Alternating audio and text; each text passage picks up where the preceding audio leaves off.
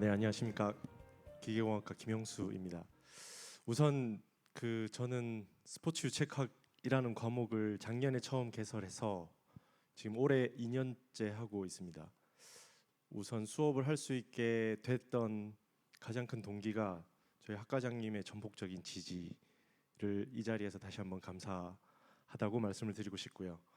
사실 저는 이제 기계공학과 안에서 유체역학이라는 걸 공부하는 사람인데, 유체역학이라고 하는 건 타 전공자에게도 굉장히 낯설고 어렵다고 느끼는 과목 중에 하나라고 이제 듣고 있습니다.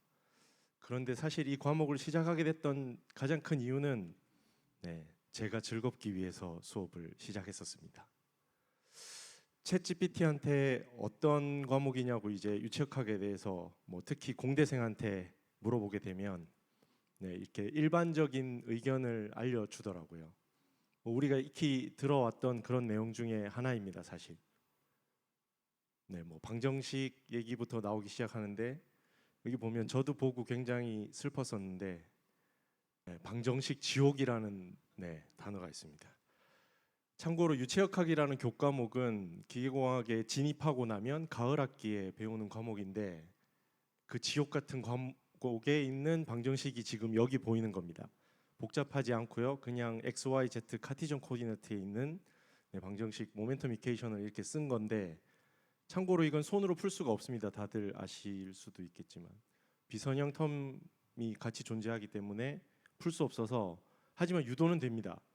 학생들이 굉장히 난감해하죠. 이 방정식을 2학년 때 풀어야 됩니다. 제가 2학년일 때도 풀었었습니다. 하지만 시간이 많이 지났음에도 불구하고 커리큘럼은 바뀌지 않습니다. 그래서 지금 보시면 이제 난류의 유동이 보이는 건데, 이 난류의 유동을 해석하기 위해서 이런 방정식들을 저희가 쓰는데, 유체역학은 굉장히 까다롭습니다. 왜냐하면 보이지 않고요. 제가 말을 하는데 말에 대한 유동이 안 보이는 것처럼. 그리고 유체는 계속 움직입니다.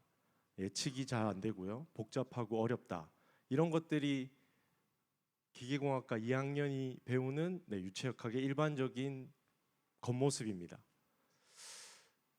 그럼에도 불구하고 저희는 강조를 합니다. 유체역학은 모든 곳에 있다. 너가 마시는 물부터 마시는 공기까지, 그리고 거시적 환경부터 마이크로 플루이딕스까지 인류의 모든 공학적인 측면에 연결되어 있다. 왜냐하면 저희는 물과 공기를 피해서는 그 어떤 공간에서도 존재할 수 없기 때문에 유체역학이라는 것은 매우 많은 엔지니어링 필드에서 적용이 된다라는 설명을 주구장창 해도 학생들은 멀리합니다. 이유는 어렵다라는 게 인식이라서요. 그래서 수업을 얘기하면 주로 이런 표정을 상상을 한다고 합니다. 챗GPT한테 유체역학이라고 생각했을 때 학생들에 대한 도서관에서의 일상 모습을 그려달라고 했더니 이렇게 굉장히 암울했습니다. 사실 요건 최근에 그린 건데, 이렇다고 작년에도 추측을 했었습니다.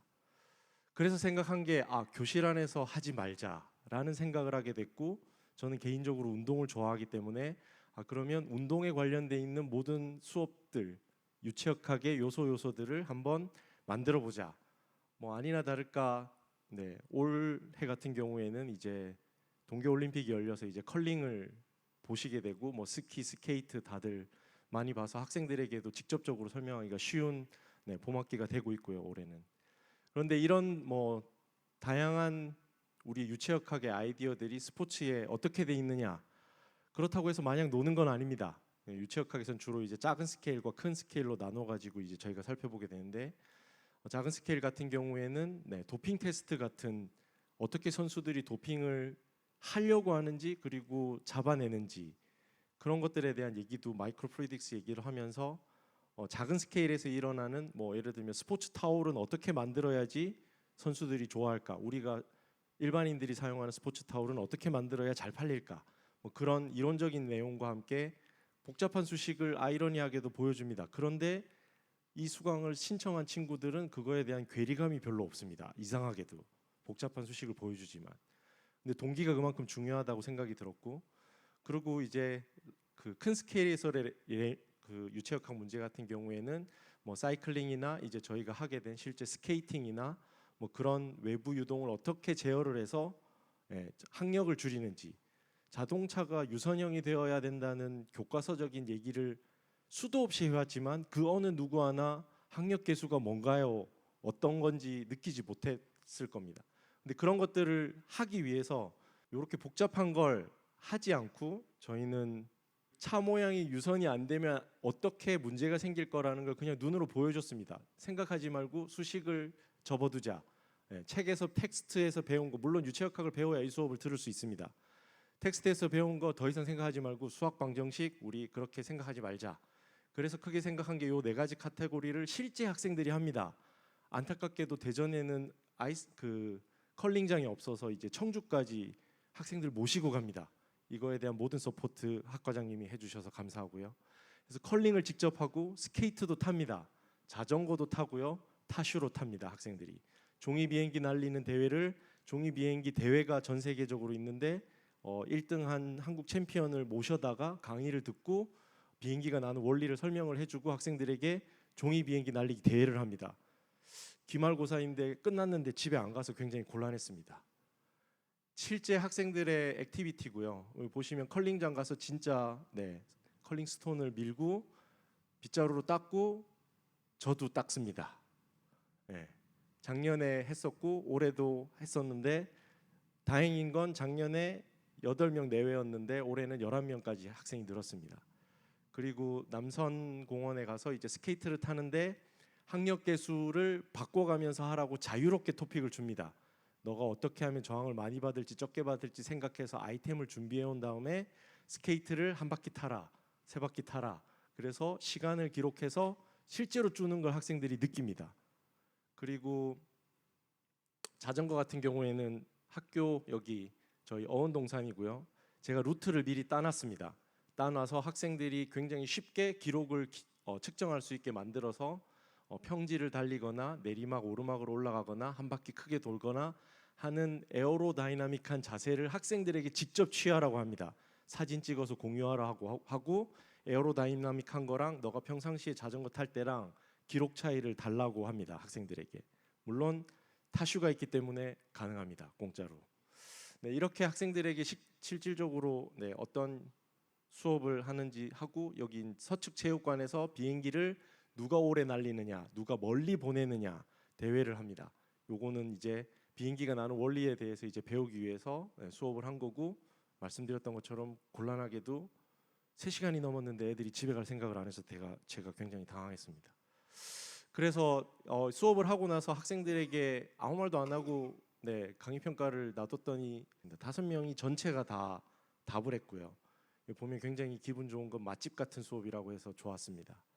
그런데 대부분의 내용들의 공통사항이 뭐냐면 실질적으로 책상에서 하던 그런 공부들이 아니고 자기가 직접 느끼게 됨으로 인해서 스스로 뭘 찾아보거나 공부를 했다는 내용들이 조금 있습니다.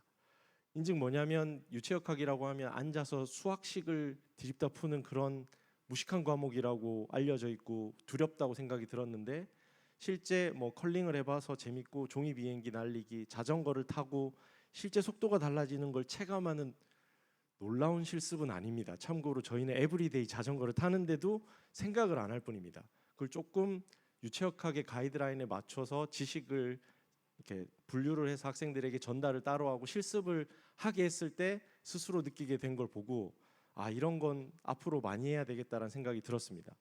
그리고 뿐만 아니고 학생들이 4대 역학도 모두 건드리는 수업이 개설되면 좋겠다.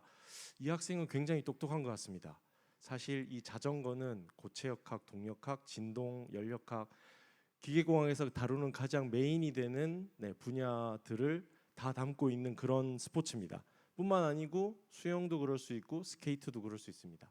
그래서 이러한 저희가 주변에 이제 쉽게 접할 수 있는 일상생활에서 경험할 수 있는 것들을 엔지니어링 측면에서 잘 저희가 해석을 하고 소화를 시켜서 학생들에게 전달을 하면 앞으로 기계공학에서 구닥다리 과목이 아닌 피지컬 AI에 버금갈 수 있는 피지컬 에듀케이션이 될 수 있는 그런 학과가 될 수 있을 걸로 기대를 하고 있습니다. 경청해 주셔서 감사합니다.